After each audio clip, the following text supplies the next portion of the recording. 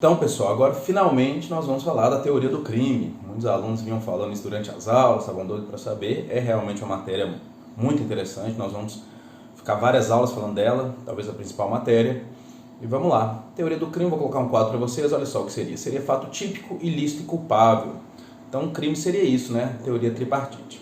Lembrando que existem a teoria bipartite do crime até a quadripartite, tá? A mais adotada, que nós vamos usar aqui, é a tripartite. A bipartite, ela considera o crime seria apenas fato típico e ilícito. A culpabilidade, ela estaria na dosimetria da pena. Então, a pessoa cometeria um crime se o fato dela for típico e ilícito. Agora, se o fato é culpável ou não, reprovável ou não, nós vamos ali na dosimetria da pena, aumentar a pena, diminuir a pena, até extinguir a pena, mas não estaria mesmo no crime, não estaria mesmo para analisar se um fato é crime ou não. Mas essa teoria bipartite hoje no Brasil não é a mais usada, nós vamos usar a tripartite. Por isso que nós temos aí, teoria do crime, fato típico, ilícito e culpável. Então o fato tem que se modelar ali no fato típico, ele tem que ser ilícito e ele, no culpabilidade, não pode ser reprovável. É o grau de reprovabilidade da sociedade sobre aquele fato, ok? Ele não pode ser reprovável.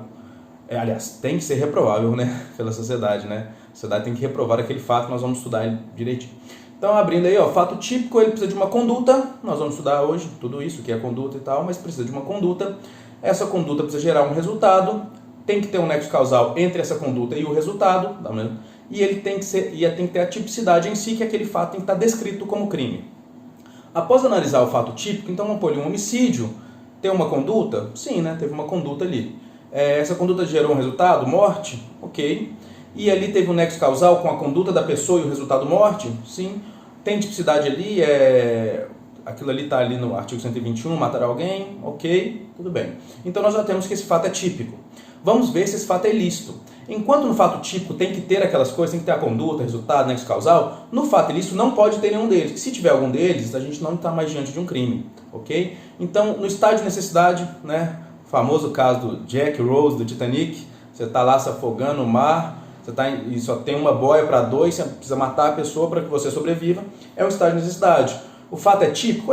Tem uma conduta, tem um resultado, tem nexo de causalidade, tem, cometeu um homicídio, está ali na tipicidade, mas estava em estado de necessidade, então ele não é ilícito, aí já não há crime. E lembrando, se tiver algum deles, se for estado de necessidade, legítima defesa, qualquer um que você chegue que não amolde exatamente a teoria do crime, você não precisa analisar o resto, tá? Se não existe conduta, acabou. No primeiro item você não precisa analisar mais, tá? Na tipicidade ali, o estado de necessidade. O resultado do nexo causal, aí é um pouquinho diferente, né? Porque a gente estudou ali os crimes de mera conduta, né? Que só a mera conduta da pessoa causou o resultado, ele não causou o crime, ele não precisa de um resultado. Então, nem resultado, nem nexo causal, aí a gente pode discutir alguma coisa nesse sentido, tá? Mas se não houver conduta, não há crime. O segundo ali, legítima defesa. A pessoa agiu, tem um crime, ela comete o crime, mas é legítima defesa. Então não é ilícito esse fato. É típico, mas não é ilícito. Estrito cumprimento do dever legal, exercício regular do direito. Ok. Agora a gente chegou num fato que é típico e que é ilícito. Ok. Mas ele é culpável? A pessoa poderia agir de um jeito diferente? A sociedade considera aquilo que ela fez como algo culpável? Né? A sociedade abomina aquilo que ela fez? Então o fato é típico e é ilícito, mas vamos ver se ele é culpável. Né? Aí nós estamos nas questões de imputabilidade, no potencial consciência da ilicitude do fato pelo agente, e nós temos ali a exigibilidade de conduta diversa na coação moral irresistível ou resistível. Okay? Essa é a teoria do crime, gente. Nós vamos destrinchá-la toda, começando aí hoje pelo fato típico, que se divide em conduta, resultado, nexo causal e tipicidade. Vamos para o primeiro, que é a conduta. Existem diversas teorias sobre a conduta, tá, gente? E assim, muitas mesmo, do que seria conduta. E a gente pode depois até fazer uma aula extra só discutindo essas teorias sobre conduta, que é um tema muito, muito interessante. Para vocês terem ideia, tem uma teoria mecanicista que diz que conduta é qualquer coisa que você faz, assim, movimentando a mão aqui eu estou tendo conduta. Tá? Então tem diversas teorias, eu vou falar com você, a casual naturalística, a teoria final, teoria social, teoria funcional, teoria da ação significativa, diversas. Aqui a gente vai usar a teoria finalística. O que diz teoria finalística? Diz o seguinte: conduta é ato humano, livre, voluntário, sempre em busca de uma finalidade.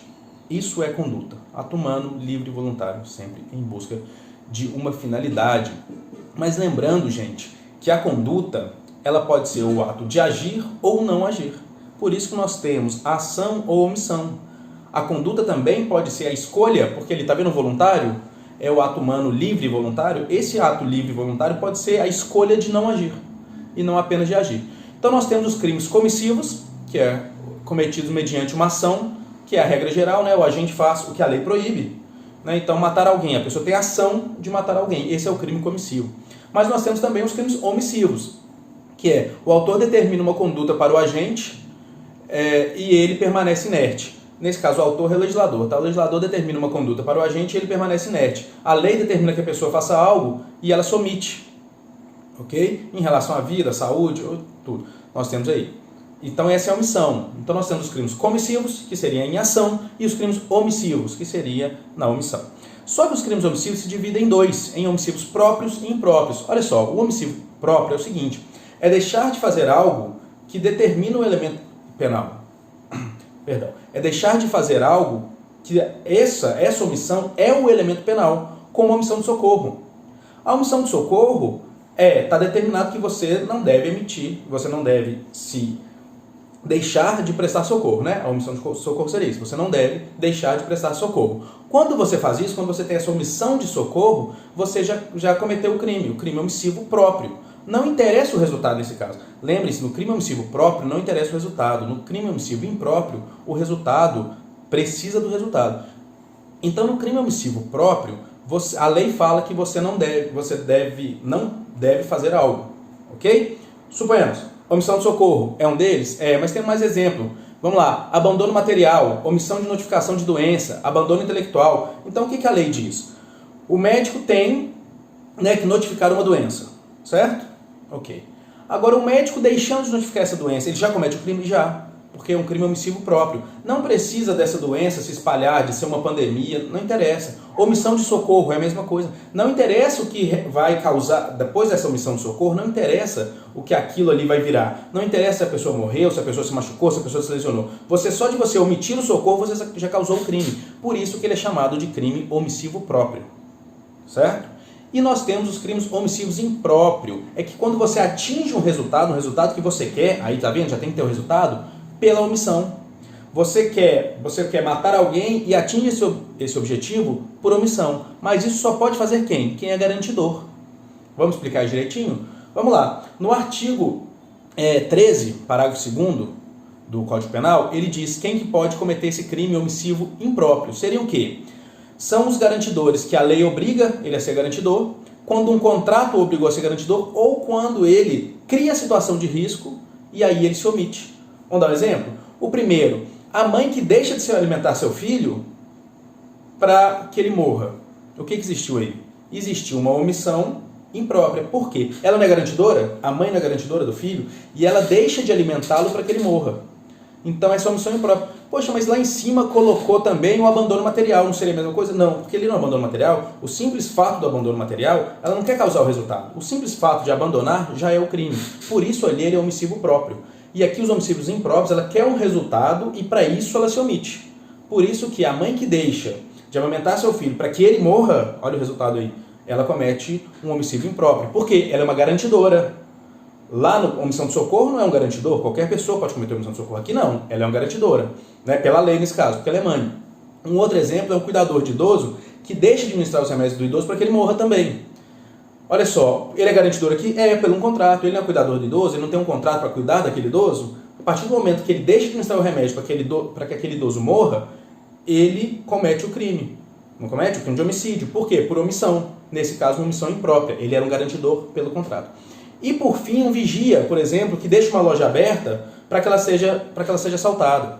Quem comete aquele crime ali, ele comete um crime comissivo. A pessoa vai lá e furta. Ok, é um crime comissivo. Mas o vigia comete também o furto de forma omissiva imprópria. Por quê? No momento que o vigia deixou tudo aberto para que alguém venha e furte, ele é garantidor, ele virou o garantidor. Por quê? Pela ação dele. A ação dele de deixar aberta a loja o tornou garantidor. É a terceiro quesito ali que a gente falou. Olha só. Quando ele cria a situação de risco para outra pessoa. Ele criou a situação de risco ali para aquela loja que ele trabalha, porque ele era o vigia ali e deixou tudo aberto. Então ele vai responder por furto. Sim, omissivo impróprio, porque naquele momento ele é um garantidor. Ok? Vou dar 2 exemplos para vocês interessantes. Um pai e um terceiro assistem um menor de idade morrer, né? E não o ajudam. Esse terceiro cometeu qual crime, gente? Esse terceiro cometeu o crime de omissão de socorro, certo? Ele omitiu socorro. E o pai, como era menor, como garantidor, ele comete o crime de homicídio, homicídio impróprio. Ele é garantidor, aquele filho é menor, como garantidor, e ele negou esse socorro, ele comete o crime omissivo impróprio de homicídio. Agora, vamos supor que um pai e um terceiro observam um filho maior morrer e não fazem nada. O pai não é mais garantidor daquele filho maior. Então, nesse caso, os dois cometem um crime de omissão de socorro.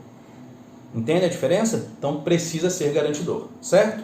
Então, nós vamos agora para as hipóteses de exclusão da conduta. Vamos lá.